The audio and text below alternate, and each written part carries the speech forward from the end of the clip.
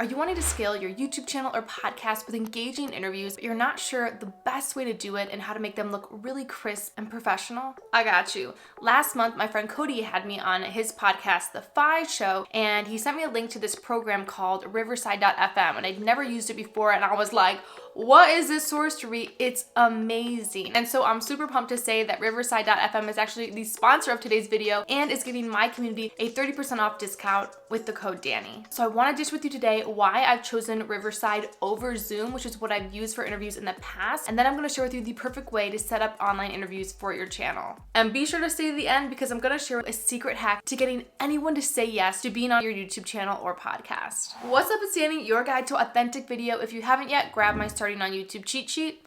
And let's dive in. Zoom versus Riverside. Let's compare. Pricing and free plans. Zoom has a great free plan and they allow for you to have a max of up to 40-minute calls. Their lowest plan starts at $12.50 a month if you buy yearly. Riverside gives you 2 free hours and their first plan starts at $15 a month if you buy yearly. In terms of recording on Zoom, you can record on your computer or on their cloud, and you can choose to record either the active speaker view, gallery view, shared screen, or all the above. It'll give you those options. Now, Riverside is super cool because it records locally on everyone's computer that's in the call. So that way you get seamless video that syncs up no matter if some people have a better Wi-Fi connection than others. This is, I think, the best part of Riverside. Now for Zoom, while you can't pick the views that record, you really don't have a lot of options when it comes to repurposing content. It's gonna take you some extra time, like you see here that I have to do with the client who recorded some of her interviews in Zoom. With Riverside, you can use their clips tool in order to really easily repurpose content, and this is the most amazing thing to me. I'm so excited to be using this in Riverside. Zoom is meant to be a conferencing and communications app, while Riverside is specifically made to be an online recording studio. And it looks amazing. I'm gonna show you it here in a second.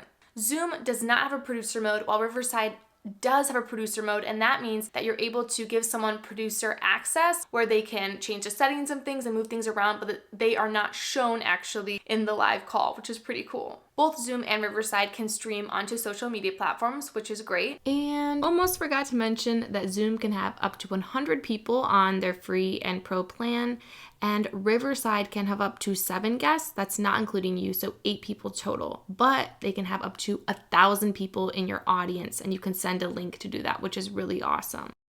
And both Zoom and Riverside have mobile apps that you can have your participants film within. I definitely think that Riverside looks a lot better than Zoom's though. You can see a difference here. Now I quickly want to take you through how I use Riverside.fm to record amazing interviews. So you're first going to go to Riverside.fm and then you will log into your account. Reminder that you can use the link in the description box to try Riverside for free and use the code Danie to get 30% off. Now, once you're logged in, you will see this page and you can create a new studio. So you'll click create a new studio and you'll name your studio.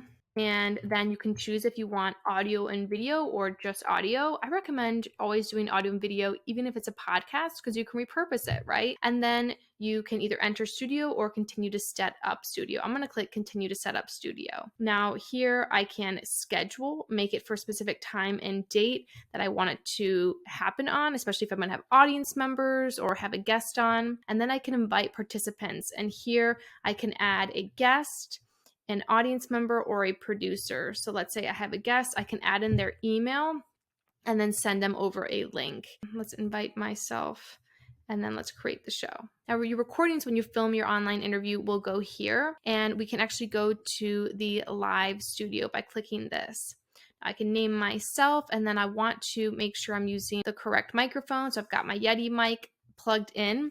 For optimized settings, I'm going to make sure that I've got my headphones in, and then I will make sure I pick my C922 camera, and then I will pick the headphones are going to be my internal headphones, and I'm going to click join studio, and then hello, you can see me here. I can use this link here to invite somebody else to the podcast, and then you can see here that I have noise reduction I can turn on.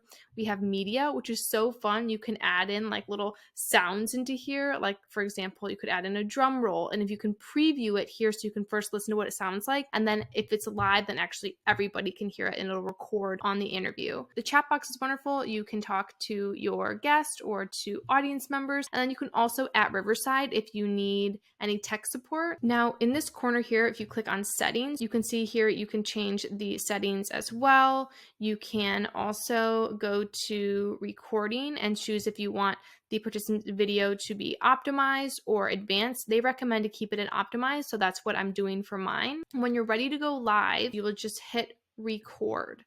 And then your video is going to count down and it'll start recording for you to be able to film your video. Now you'll notice in the corner it says uploading. Each participant's video locally records to the cloud, which leads to seamless lag-free video, which if you've recorded with Zoom before, you know can be a huge issue. And there you have it. Those are pretty much the basics of having a really awesome online interview. Now let's talk about once it's all done, how do you make it look great? Now, when I leave the studio and I'm done recording, I can go to my recordings. Let's go to my recordings here where I did a video with Alora. I'll click view recordings and you can see here what's really cool is I can go to the video clip, and then if I want, I can go to edit. And then here I can edit if I want it to be a post or for a YouTube video, or let's say I want to make it into a story. I can click on story, and then I want it to make it under 60 seconds, so I can pick a part of the video that I really like. I can then also change the background if I want to something like this, or I can also have there be no background needed, and you can change the aspect ratio if you would like. I'd like it like this, and then I can export it and upload it to social media, which is really awesome. Now, while I'm filming the interview, if I think, ooh, this was a really good point that someone's making or I'm making, I can click mark clip, and then it's going to mark that. So when I do want to go back and repurpose content or edit content, it'll show up there so I can more easily repurpose things. And I just think that's the most awesome little feature that they have there, because interviews and podcasts can be really long, and if we want to repurpose content, it's just a great way to make it a little bit faster for you and your team. And there you have it. Now let's dive into my bonus tip of getting anyone and everyone to say yes to being on your YouTube channel or podcast for an interview.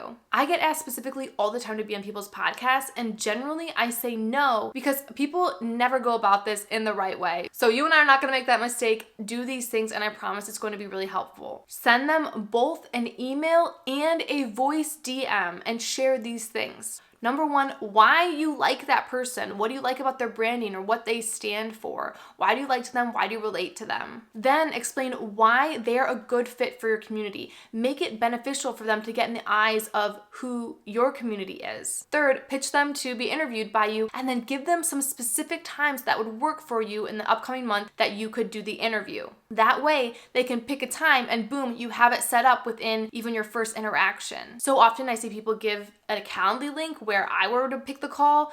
Honestly, I'm probably not going to do that. I'm so busy, right? But if you give me times and I can look right then and there when I'm reading the email and be like, oh, I can do that, you're going to greatly increase the odds that that person is going to agree to be on an interview with you. 4, end that email saying that you're really excited to potentially be talking with them and share your community with them. I promise if you send an email and a voice note with these things, you are going to get some amazing, amazing people onto your channel. Remember, one of the best ways to grow a community is to connect with other creators and cross-pollinate your communities. A rising tide lifts all ships. If this video is helpful for you, it's so helpful for me. If you can give it a thumbs up, be sure to subscribe, and while I wait for next week's video, check out this other video, and I'll see you next time.